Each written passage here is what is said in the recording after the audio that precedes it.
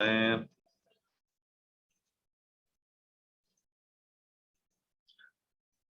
all right, so y'all should be seeing my page 1 of the study guide. Like I said, 22 questions. 20 of these will be on my test. All right, so this one says convert the temperature as indicated, round to the nearest hundredth. So they've got all the answers marked as nearest hundredths, and this is a multiple choice test. Okay, so you're going to have to get one of these 4 answers no matter what you do.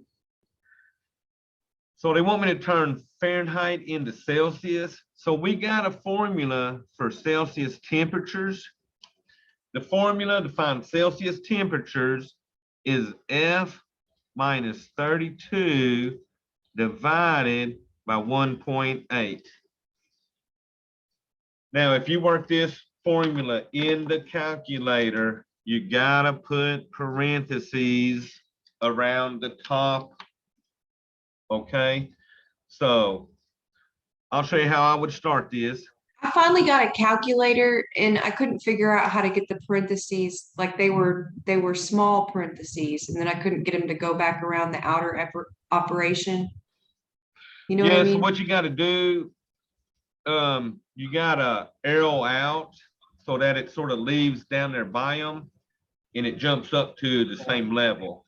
Arrow out. Yeah, that's what them little arrows on the top of the calculator. Okay, I don't know how to use one of these, so So tell me what was you trying to put in it?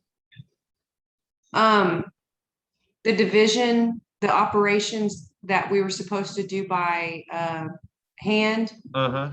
But I was trying to figure out if I could just do it on my calculator just to see if I put a 0 for the answer just because I had no idea how to do it. Yeah. So yeah, I think around my question number 6, it looks like we got those operations, and I'll show you exactly how I'd punch them on my calculator. Thank you.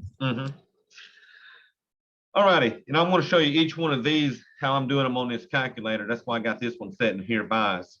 So we're going to fill in for the formula. For F, they gave me was 95 degrees. So I got 95 minus 32, and we'll divide all of that by 1.8.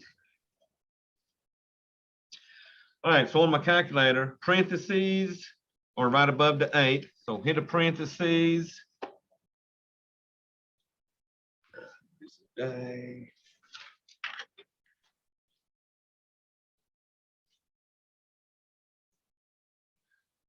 then it's 95 minus 32, close your parentheses, and then divide that by the 1.8. So let me show you that. I hit enter, I get 35. Now, since they're wanting me to round to the nearest hundredth, and we came up with 35, you would treat it like it was a 0.00, and then that would be degrees Celsius. So let's see, we're looking for 35, so that would be D. Now, y'all, I'll show you something that's cool on these calculators. If you want the problem to look just like this formula I had, if I hit the alpha button, which is green, and then that Y equals button up here, that N divided by D means it's going to make your problem look like a fraction. So if you hit that N divided by D and hit enter, it brings up a fraction on your screen. And if you do that, you can do 95 minus 32 on top, and then on bottom put the 1.8. If you do it like this, the calculator knows exactly what the fraction looks like, and it'll give you 35, just like my other one, okay? Now watch, what you cannot do is go 95 minus 32 divided by 1.8. If you do it like that without the parentheses, it gives you the very wrong number, okay? So always put it in parentheses if you're not using that fraction format I showed you. How did you do that? You hit the green button? The green button that says alpha, and then the top left button that says Y equals. It should bring up a ND, UND, and all that. We want to hit the first one that says ND, and then you should get some little boxes like I'm getting. What does ND stand for? Numerator, denominator, Okay, like you have a fraction. yes. And then the one that had like the UND, the U would be like a whole number if you was wanting it to write stuff like mixed fractions. Okay. It's pretty cool though. You got all kinds of stuff that calculator can do. Oh, too much. It's just remembering where it all is, right? Yeah. All right, y'all. So this one was a fallacy for number 2. So our choices are going to be false cause, circular reasoning, hasty generalization, and diversion. So they say you should brush your teeth every day because brushing your teeth is very important. So this one, it sounds like they're sort of repeating what they said. Why should you brush?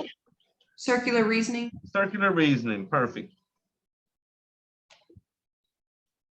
And you'll see examples of these other ones. So here's, I got what, 2 more in a row. So watch this one. Identify the fallacy, circular reasoning, hasty generalization, personal attack, false cause. After getting new dishes, I started to sneeze. I must be allergic to the new dishes. So basically, they're trying to say that those dishes made them sneeze. So give me a choice.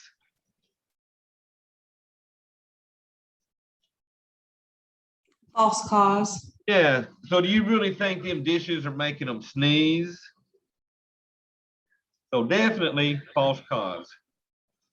Now, I don't know, they could be allergic to porcelain or something, but I don't know the odds on that happening, right? All right, y'all, let's see number 4 here. I'm going to pull this down a little bit so it'll show the rest of these. So number 4 says identify the fallacy. So they're giving me my 4 choices: limited choice, appeal to popularity, personal attack, circular reasoning. When confronted with questions from the press about alleged scandals, the congressman replies that the allegations against him should be ignored since his accuser is part of a vast right-wing conspiracy. So do you see what they're doing? They're trying to shift the blame from them and they're trying to put it on somebody else, which is his opponent. So what y'all think? Personal attack. Personal attack. So you definitely got these fallacies down, right? So we just got to fix them operations in a little bit. All right, carry out the unit conversion. We're starting with 19 pounds and we're going to turn that into ounces. And right here, they're telling me 16 ounces equals 1 pound. So we start with our 19 pounds. It looks like I'm only going to have to do 1 conversion to turn that into ounces. So since I'm using this conversion, I need the pounds to cancel. So the 1 pound has to go to the bottom, and then the 16 ounces goes to the top. So notice the pounds will now cancel because you got 1 on top and bottom. So y'all, looks like all we got to do is multiply that top. So 19 times 16, what's that giving me? 304. And that's going to be in ounces since that's the units that left. So let's see, that looks like C on that one, okay? All right, do y'all have any questions on that first page? All right, so I'm going to pull up page 2. So let me move up and look at that. That is our operations. So I'm going to write these down on my other sheet of paper here real quick and show you how I would do all these by hand and by calculator. So my first one is 3 times 10 to the 4th times 2 times 10 to the 8th. That would be A. B, let me write that down here. B is going to be 6 times 6 to the 6 times 10 to the 6th plus 5 times 10 to the 5th. And then C is going to be 8 times 10 to the 9th divided by 4 times 10 to the 5th.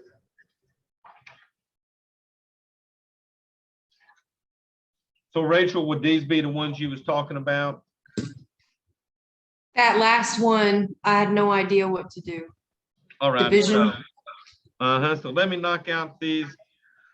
So division basically is going to be like multiplication, but it's going to do opposite operations. So here you're multiplying. So what you do is you come in and you actually do multiply that 3 times that 2. So over here, what 3 times 2 would give me 6. And then you write times 10. So it's going to look scientific notation when we're done, just like when these problems start. So what you got to do is figure out the exponent. So when you multiplied these 10, since they're the same base, what was the rule that we did with those exponents? Do we add them? Added them. So you're going to add the exponents to get the exponent on my 10. So I got what, 4 plus 8 would make that a 12. Now, watch this calculator. On the calculator, to represent the times 10 part, right above that comma, there's a blue EE. The EE stands for scientific notation, okay? It stands for the times 10 part. So when I want to get that blue EE, I got to hit the second button up here and then the comma. So watch me put that in. And you can even put them in parentheses to make it look just like that. So here's my first one, parentheses, 3.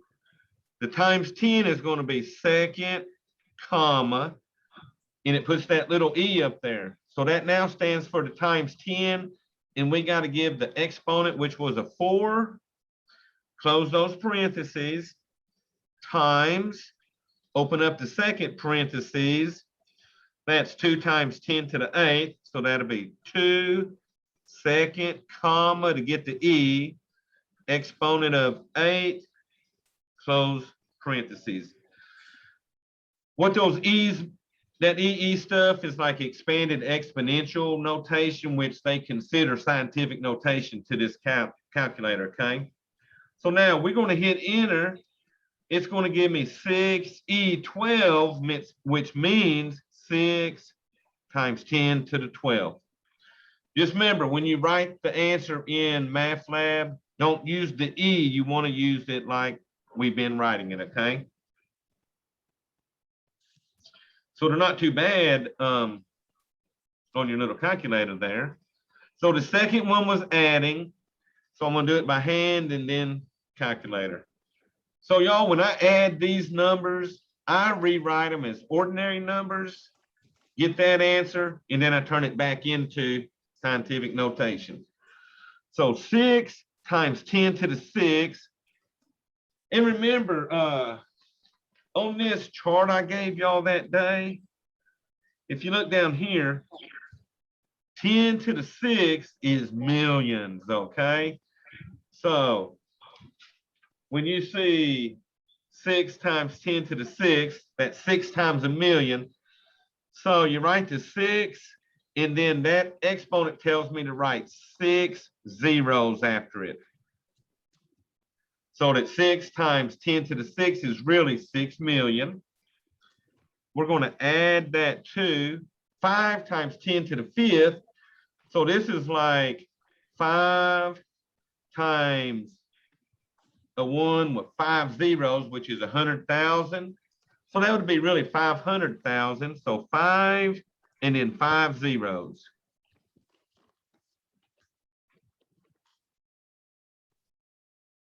Okay, so when you're in scientific notation, the exponents are telling me how many zeros follow that number, okay? So look, add this together.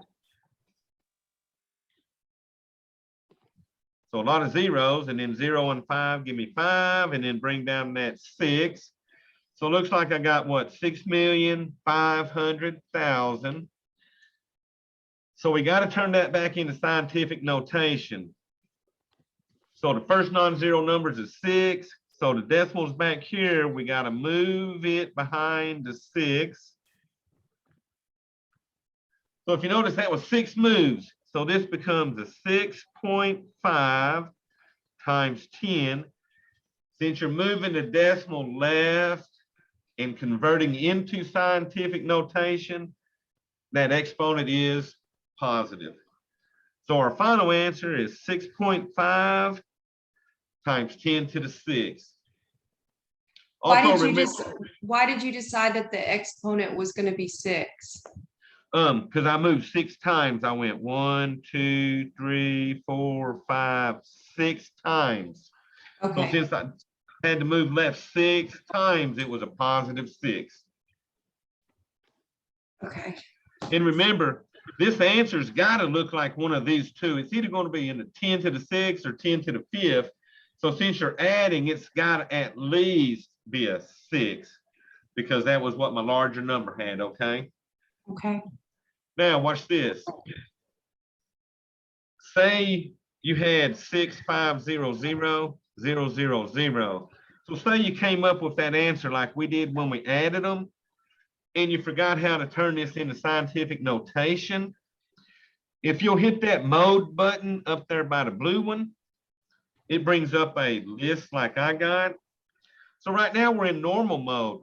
If we arrow right to the SCI and hit enter, it's now highlighting SCI, which is scientific notation.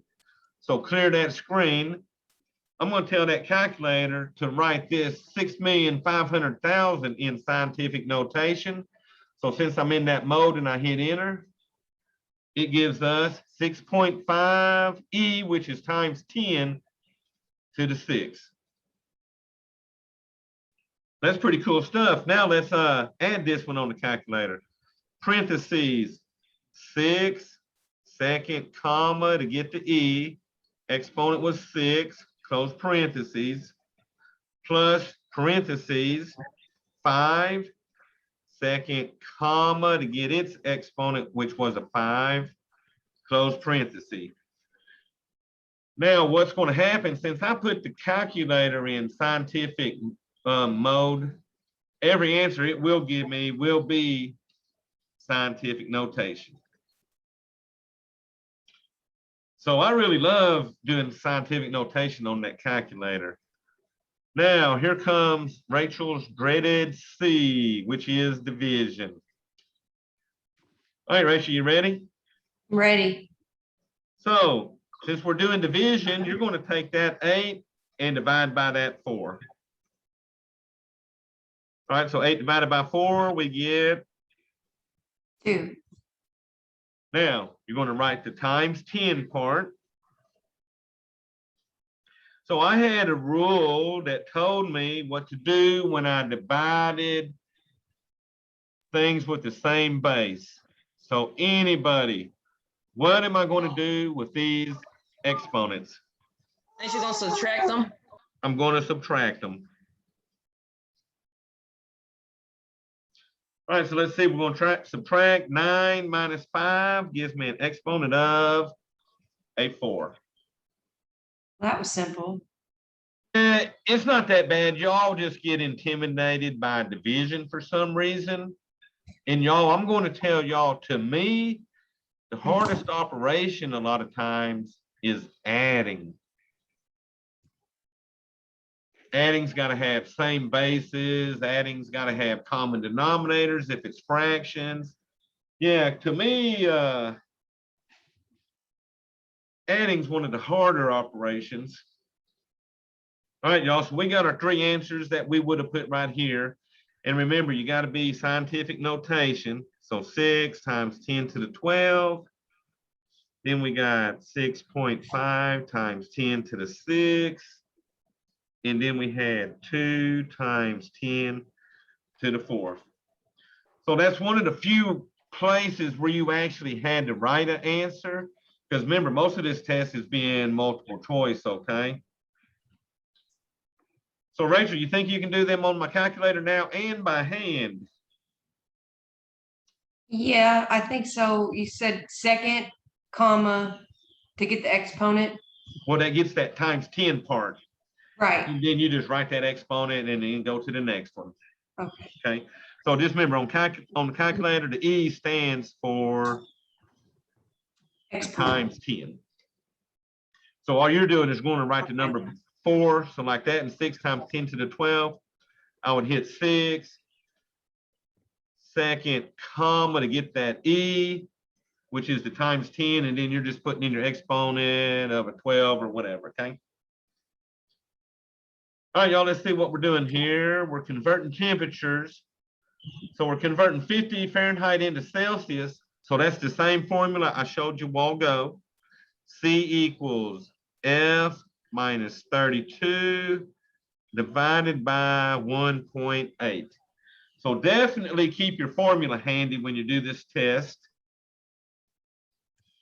All right, so F they gave me was 50. So we got 50 minus 32. We're going to divide that by 1.8. So remember, 2 ways I can do it on the calculator.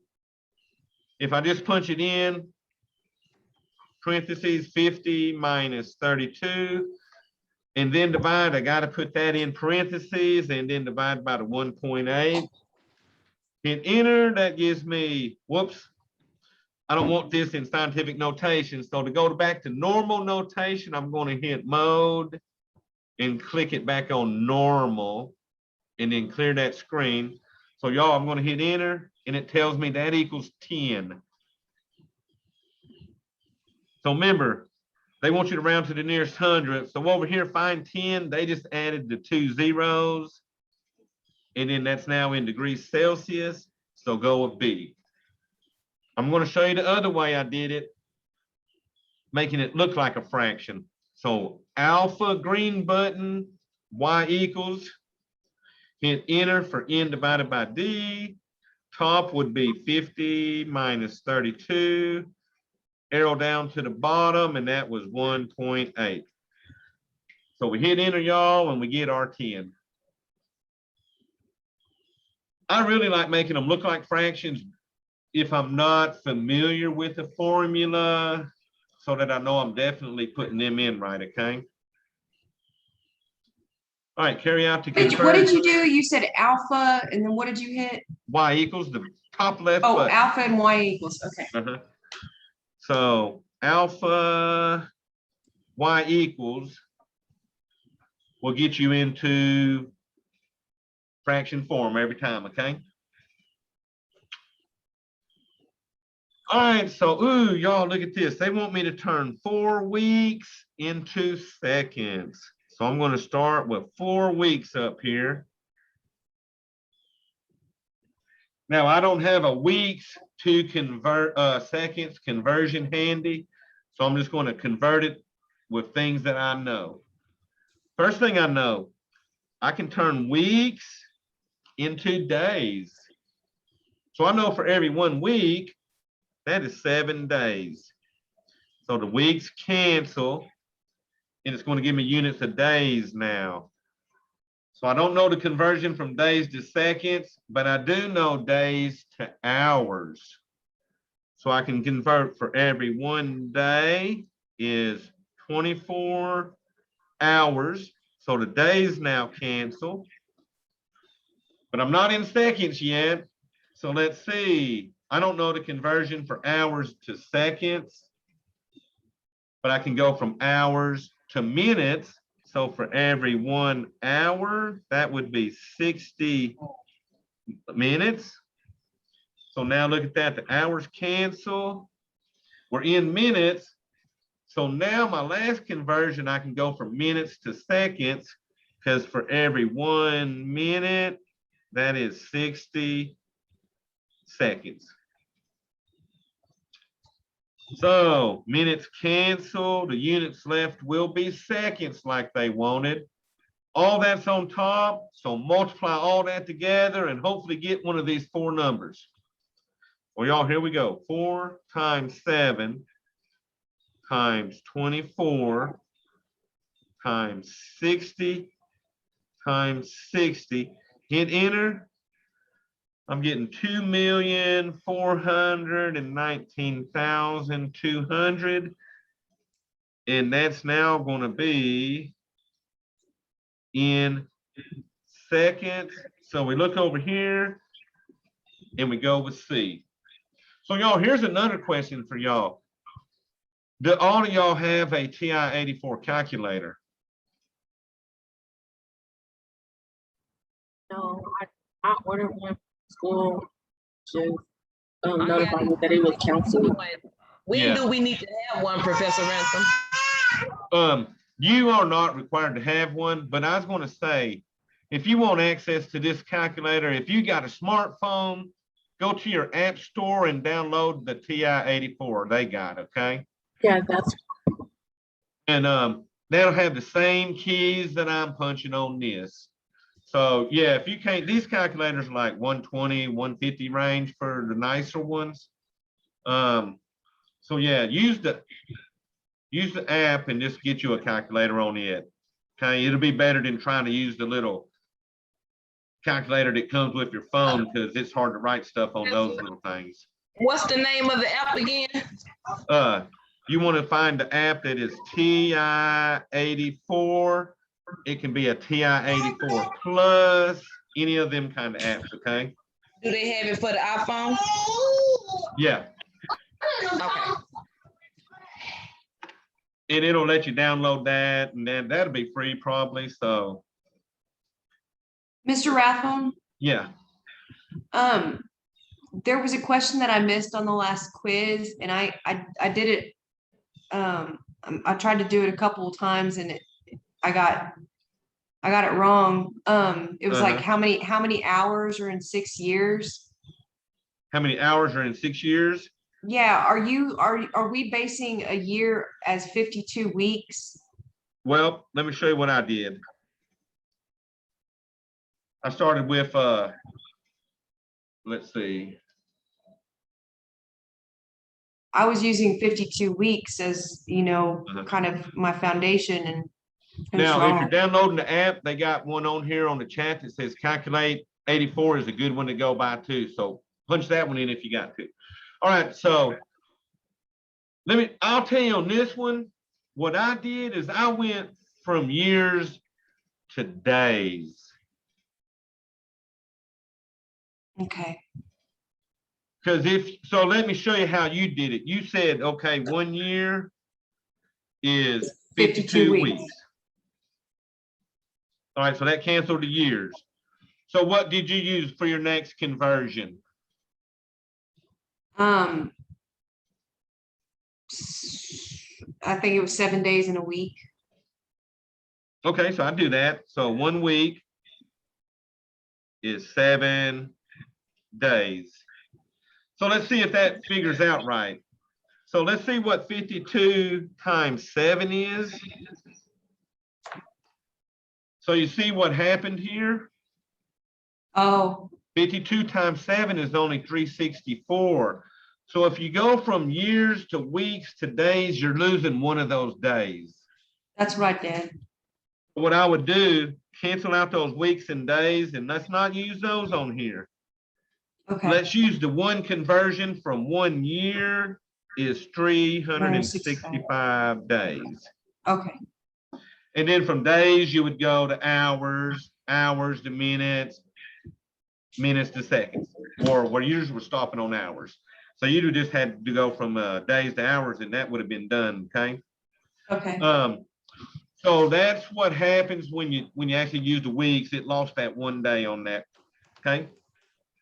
okay.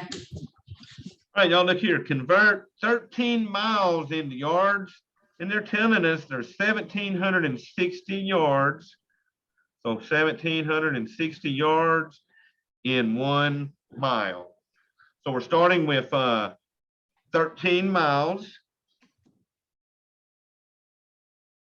So it's telling me I got to cancel the miles. So the 1 mile goes to the bottom My 1,760 yards goes to the top. We now cancel the miles. So it looks like if we multiply the 13 times the 1,760, so 13 times 1,760, we multiply that, we get 22,000, what is that, 880, and that's now in yards. So let's see, they got that over here. Looks like B. But y'all be careful, they got really close answers to those, okay? All right, y'all, so let's see what 9, so that was 9, let's see what 10 has. Identify the fallacy. So it's either going to be false cause, hasty generalization, straw man, or circular reasoning. Each of my brother's 3 dogs has fleas. Therefore, all dogs have fleas. What are we doing? Hasty generalization. Hasty generalization. Just because his dog has fleas does not mean that all dogs have fleas, okay? These are pretty straightforward the second time you see them, right? I hit you with them on week 1, but now you're seeing them again, so they make a little more sense.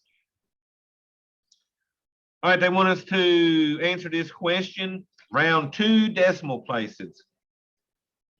A stockbroker sold 90 shares of stock for $33.79 each. What was the total amount of the sale? So I'm looking for this to end up in money, okay?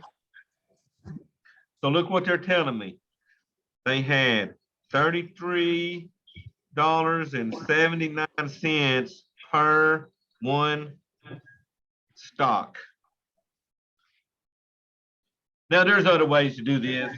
I'm just sort of showing you how it all works out and you end up with that money. So what I got to cancel is the stocks so that it ends up as money. So to cancel the stocks, they told me they sold 90 shares of stocks. So that would be 90 stocks. So now the stocks cancel. We're left with money. It looks like we're going to multiply 33.79 times 90 shares. So we get 3041.1. So remember, just add a 0 after that 1 to give it 2 decimal places. And that would be our number 1 there. That makes sense. If the stocks are 33.79, you sold 90, you're going to multiply that to see how much money you made, okay? All right, y'all, number 12, fallacy. Appeal to ignorance, hasty generalization, appeal to emotion, or diversion. If proposition Q fails, your children won't have good schools. So what are they trying to do? Appeal to your emotions. Appeal to your emotion. They know you love your kids and you want your kids to have a good school, so you're going to vote for proposition Q. All right, write the number in ordinary notation. Sometimes the calculator can do that. So let's see. 5 second comma to get the E. Push in the exponent of 7. And let's hit enter and see if it'll give us, oh, this one spits it out. Sometimes what happens if the exponents get too big, it'll leave them in scientific notation and you got to convert them anyway. So that did convert that to, looks like 3 zeros, like 50 million, which looks like A. So let me show you how to do that by hand. So by hand, you bring that 5 over. At the moment, that decimal would be right behind that 5. Since that's a positive 7, we got to move the decimal to the right 7 units. Because remember, 10 to the 7th, that's a really big number. That's like what, 10 million, okay? So this is going to end up as a big number when we're done. So the decimal's right here. So add a 0, 1, 2, 3, 4, 5, 6. I moved it 7 times. So now the zero's like it's at the end. So look here, there's my commas would be here and here. So that would definitely give me 50 million. All righty, let's see what we got. 14. A commuter train travels 69 kilometers in 26 minutes. What's its speed in kilometers per hour? So we're starting out with 69 kilometers per 26 minutes. Now, 69, whoops, my 69 don't look 69-ish. So 69 kilometers in 26 minutes. I need to end up in kilometers per hour. Can you scoot the paper up a little bit? I can't see. Oh, okay, is it not? Are you seeing it now? 69 kilometers per 26 minutes? Yes, sir. Okay. All right, so now they want to enter it in kilometers per hour. I've already got the kilometers. All we got to do is convert the minutes into hours. And we know there is what? 60 minutes equals 1 hour. But look here, minutes got to go to the top because that's what's canceling. So put your 60 minutes to the top and the 1 hour to the bottom. So now the minutes cancel and our end will be kilometers per hour like we needed. So you multiply the top, 69 times 60 is going to give me an answer of 4140. Divide that by 26, hit the enter, and I'm getting what? One, let me see where they want us to round this one. So round to the nearest tenth. So that would be 159 point. So the next number will be the tenths. So since that's a 3 after the 2, I'm going to leave that a 2, and that'll be in kilometers per hour. Okay, so you put in your 159.2, and then you would click a box that showed you kilometers per hour, okay? Now check this out. Remember, I told you how to write this stuff as fractions in here, right? So these are like big fractions. So watch this, alpha y to get my fraction, hit enter. On top is 69 times 60. Arrow down to the bottom and put 26. That now looks exactly like it. Hit enter. Oh, look, it gave me a fraction answer. So I don't want a fraction answer. So I'm going to hit math. Number 1 says turn your answer into fraction. I'm going to arrow down to number 2, so it'll turn it into a decimal.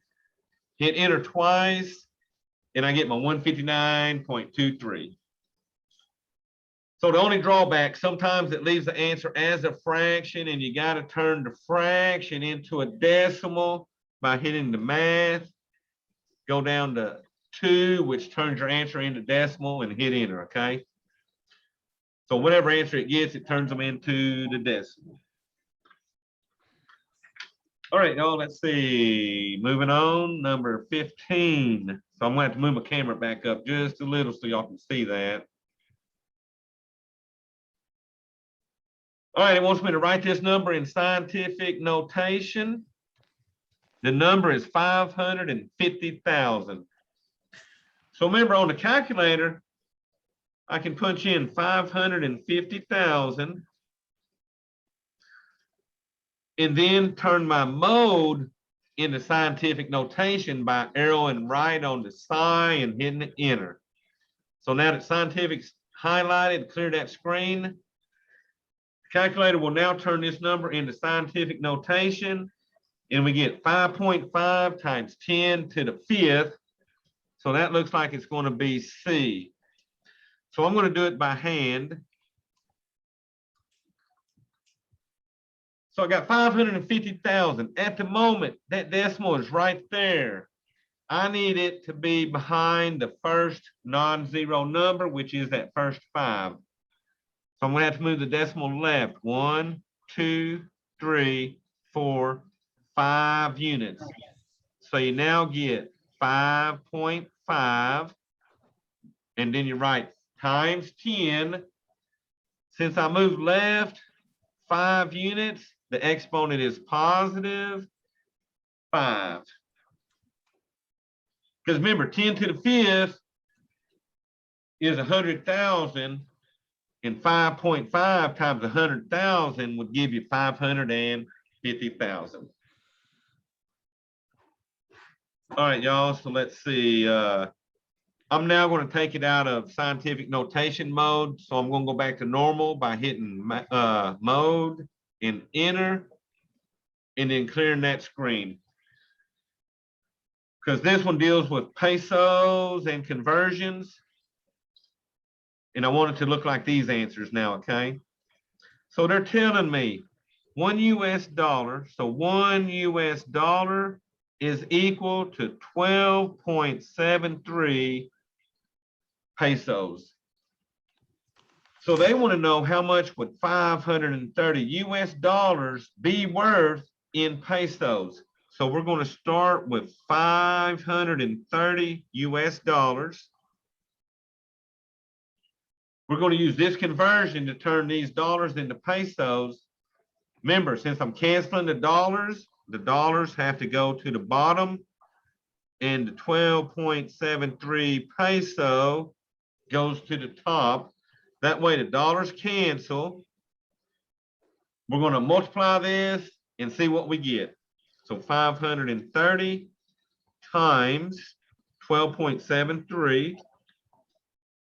And let's see, they want me to, looks like they're going to the nearest cents, which is 2 decimal places. So I got 6,746.9, which is 0.90. So 6746.9 would be C. And that's now in, whoops, not in dollars, that's now in pesos, okay?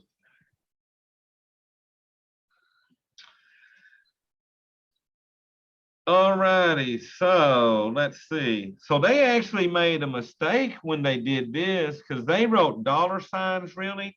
They should really have pesos after that answer, okay? So we found an error on this test. All right, y'all, let's see. This one says restated as indicated. The national debt is 6.9 trillion.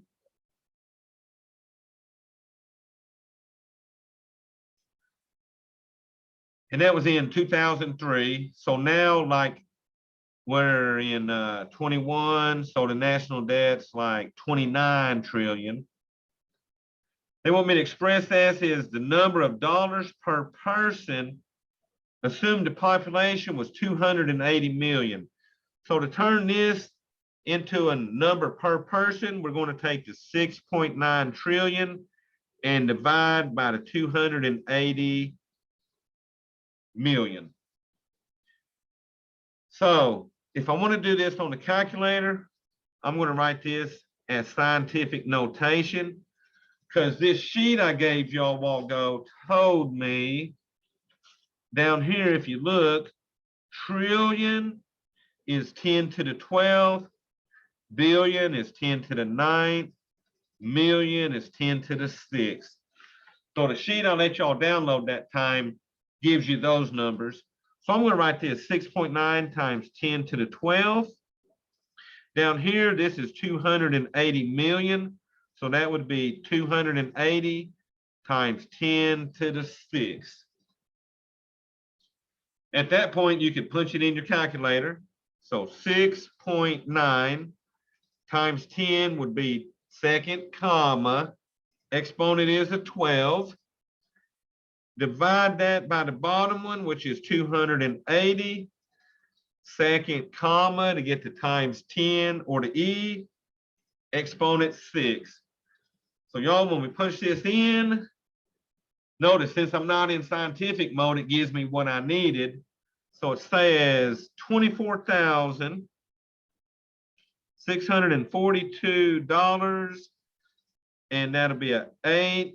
So since my 5 is where I'm rounding, it's got a 7 following it. I'm going to make that a 6, and that's now dollars per person. Okay, so we took the total debt divided by the total population, and it gave us what we ended up with per person. So let's see, they got that over here. What's that? 24,642.86. So you would go off A. Now the other way was to just write that as a big number. 6,900,000,000. I think I need what's that? 1, 2, 3, 4, 5, 6. 1, 2, 3 more zeros. So figure out how to write 6.9 trillion as a number. Divide that by 280 million. So that's a hit enter. You still get 24,642. But y'all, I really think it's just easier to turn trillion into times 10 to the 12, million times 10 to the 6, and knock it out that way, okay? Oh, look here, we got temperature conversion. So this is the formula we haven't used yet. We've been turning everything into Celsius so far. So these they want to turn into Fahrenheit. So your second formula for temperature, Fahrenheit equals 1.8 times C plus 32 degrees. So they're going to give us the C. We put that in for that, punch it in and see what we get. So you got 1.8 times -15 plus 32. So remember, don't put the degree signs and all that when you're plugging it in. Now, that's going to be 1.8. Now, you can use the multiply if you want to, or you could use parentheses. To put in the -15, you have to hit the negative at the bottom of the calculator in parentheses. So negative, put in 15, and then it was plus 32. So the calculator is going to multiply, then add 32. I get 5, which is now 5 degrees Celsius, Fahrenheit, because we turned it into Fahrenheit. Now they're rounding 2 decimal places for the hundredths. So 5 would be 5.00 degrees Fahrenheit.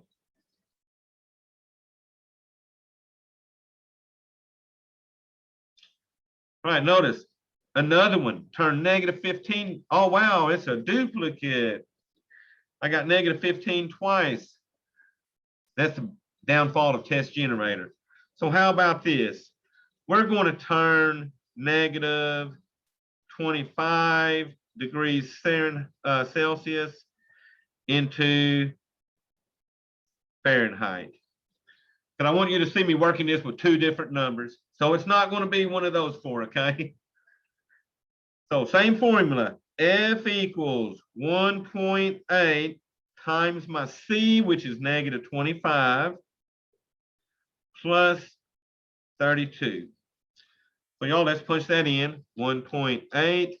This time I'm going to use parentheses and punch in -25, close the parentheses. So I did one up here multiplying with the multiplying. I'm going to do one multiplying with parentheses and then add 32. So we get -13. So their answer would be -13.00 degrees Fahrenheit. Okay. So not bad, it's just plugging into our little formula and seeing what we get. And y'all notice, most of this test has been multiple choice. So if you don't get one of them 4 answers, you got to rework that until you do, okay?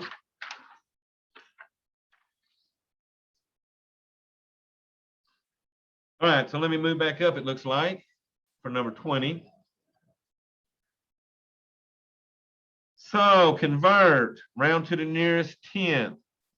93 kilometers per hour into miles per hour. So I got 93 kilometers per hour. We need to turn them into miles per hour, so we need a conversion. So let me pull this down so y'all can see, because since I'm doing kilometers and miles, I want some of these conversions down here. So look at this one. It says 1 kilometer equals 0.6214 miles.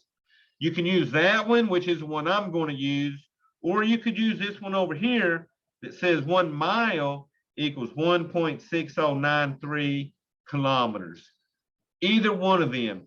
I'm using the kilometers because that's the unit I'm starting with in my problem. So we know 1 kilometer equals what was it? 6214 Can you pull it down just a hair? miles. Oh yeah, I moved it up for that sheet. Now I got to move it back down. Okay. So all I was writing was that my 1 kilometer equaled 0.6214 miles.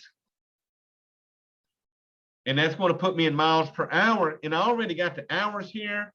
So all we're converting is these kilometers. Since that's got to cancel, I'm going to put the 1 kilometer on the bottom. 0.6214 miles on the top. So y'all look there, my kilometers cancel. So my ending units are going to be miles per hour. So let's multiply that and see what we get. So 93 times 0.6214. And we get, I'm going to the nearest 10th. So that's going to be 57 point. My 7's got a 9 behind it. So I'm going to make that an 8. And then that's miles per hour now. And y'all, if you got the 57 point something and you didn't know how to round it, there's only one number over here that's got a 57 in the front, okay? All right, what's this say? Identify the fallacy. A television commercial shows 2 people who fall in love while wearing a certain brand of blue jeans.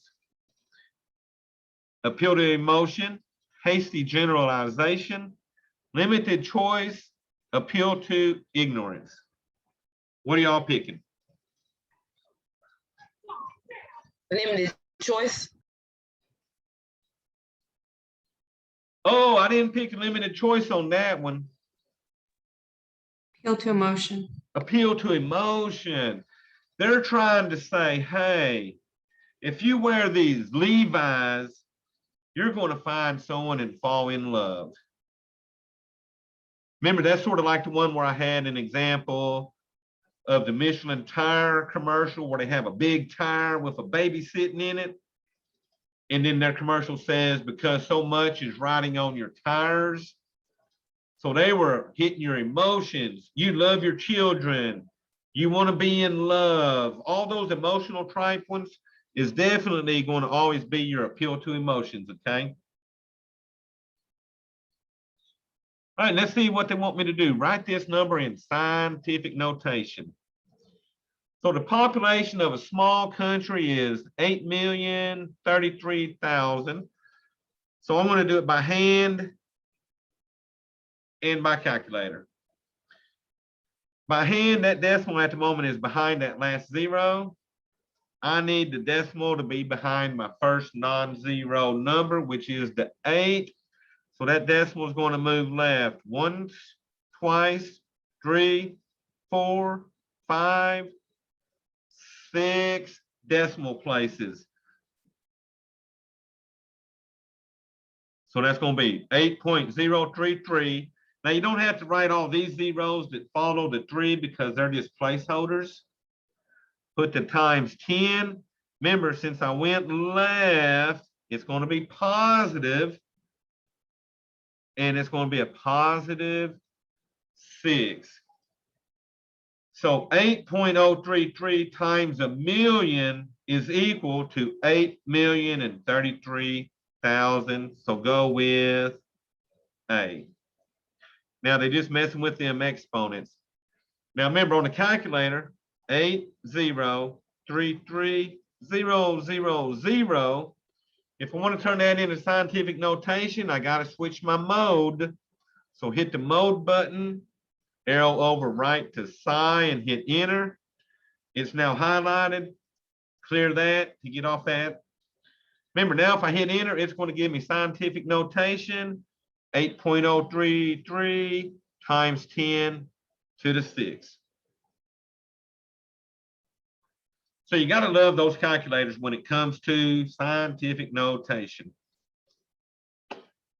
All right, so y'all, what I'm going to do, let me go back to my big screen. What I'm going to do, Professor Ransom, do what now? I have a question. Yeah. Okay, if you move the exponent from left to right, it makes it positive. So if I move it from right to left, it makes it negative. Okay, so remember on this one, let me go back to that real quick. So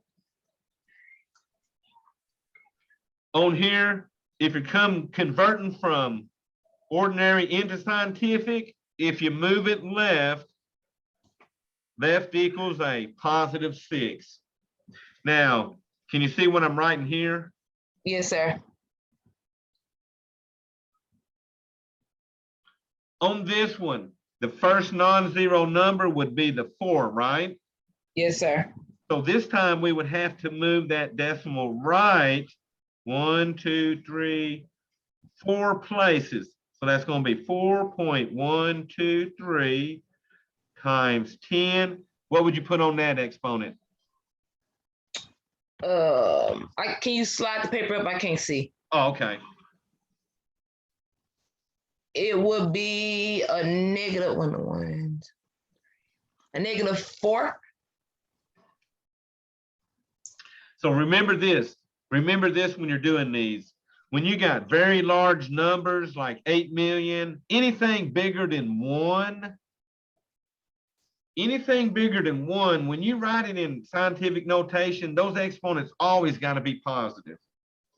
And these numbers that are like 0.000 whatever, they're smaller than 1, so their exponents are always going to be negative like you did, okay? Okay. So let me do one more just to play with y'all on that negative exponents. Can y'all see that 0.1?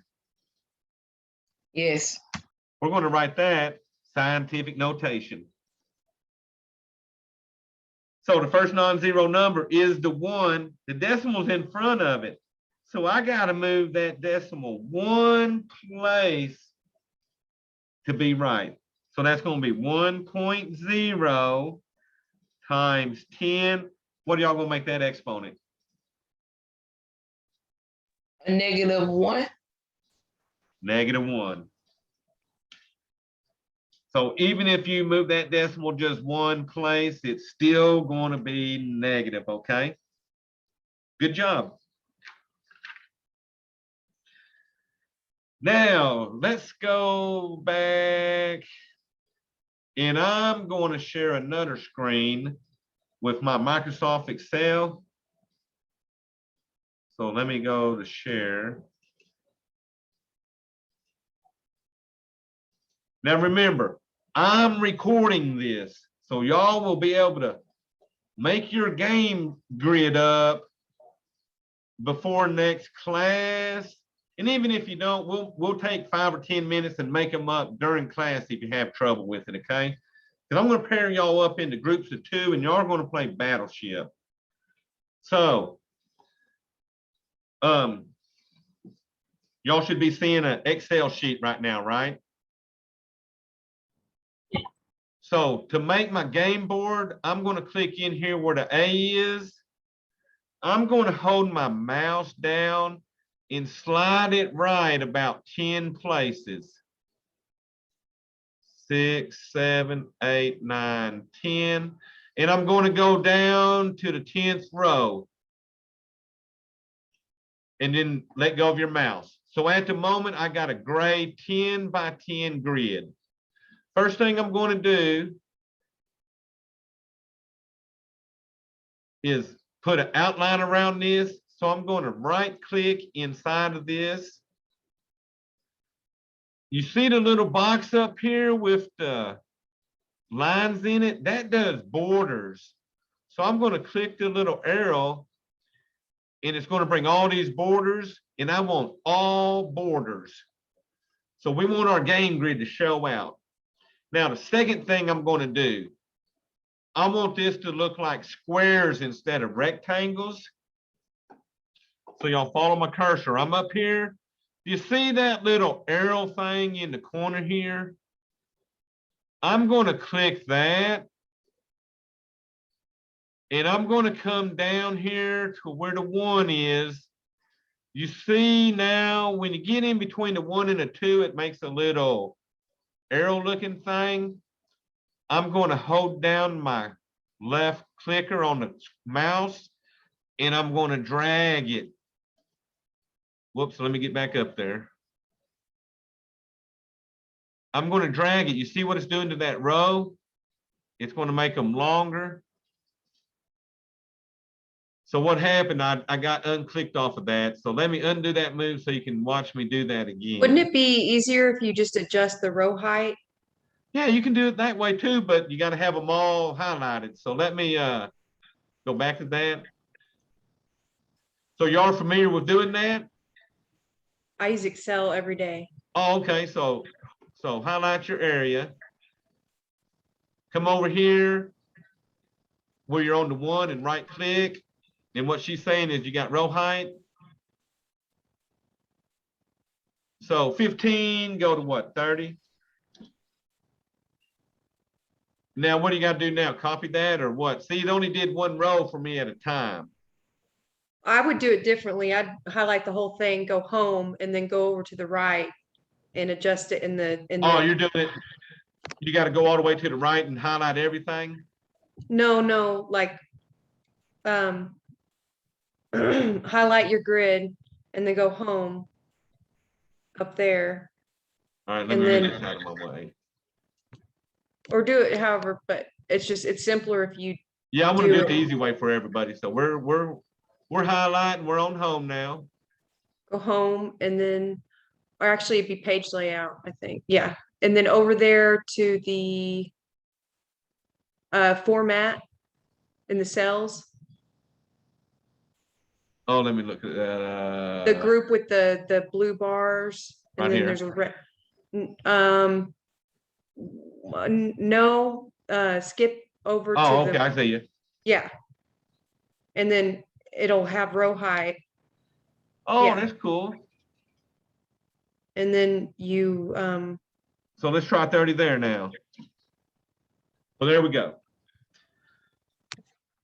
So that's probably quicker than doing my way because I would have had you, well, it seems like 6 of one's, half dozen the other. uh-huh. So they're both cool then, okay? So now I want this to be my game board. I'm gonna highlight my cells. I want this to be blue like water. So I'm gonna click on that and we're gonna make it blue like the water. So now we got our blue game board. So now I'm just gonna make ships.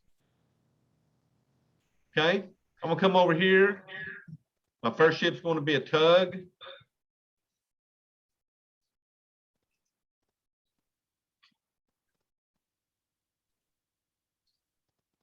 So I'm gonna merge my cells. So notice how it made it 1 cell. And inside, I'm just gonna write tug because that's my tugboat. So let me get my keyboard down here.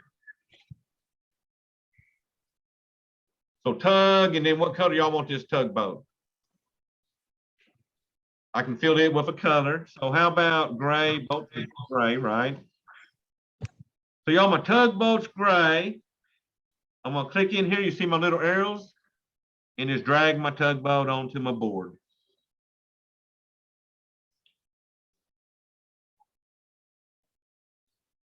Next, you would make another vote. So I'm gonna right click, merge my cells again. This time we got a submarine.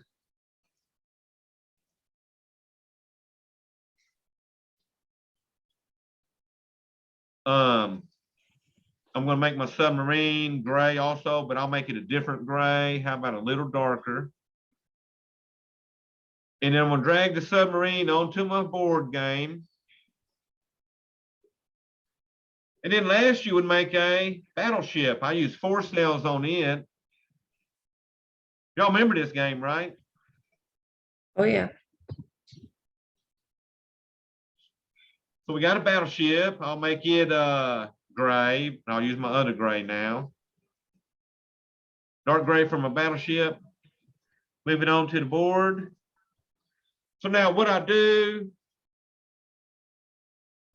say y'all called F1, because I'm gonna pair y'all up. Y'all won't know what your boards are looking like.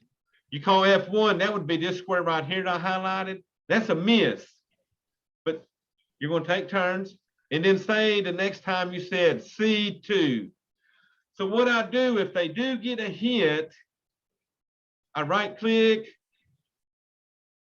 and I fill it in with red. So red means your ship is gone. So you'll take turns until you sink all 3 of your ships. So y'all got our video to make this. And then look, this took us what, about 3 or 4 minutes was all. So we can get everybody's grid made up. So the main thing you want to be for sure is that you got Microsoft Excel. Y'all can get that Microsoft Excel free in your student email. If you go to student email, on the left side of the email, there's 9 dots. Those 9 dots are for your apps. You can click on that. It'll give you a choice of using Excel on that, Word, PowerPoint, all of those. Click on Excel and it'll pull up your Excel for you.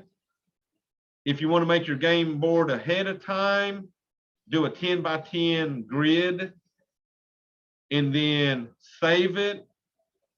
And then when you come to class Thursday, when we get done with our lecture over 4, I'll give you all a little time to pull them files up if you want to use one already pre-made, okay? Well, I feel like we've been on a while, but it's only been, what, 1 hour and 15 minutes? So, y'all, the main thing, work that test review for 1, 2, and 3. Do the test by Sunday night at midnight. Now, if you work the quiz, the review quiz, if you work it before Thursday night, that might be able to give us some kind of idea of what we want to focus on to fix y'all, okay? Because Thursday will be our last class before that test is due. So y'all, I'm going to quit this recording.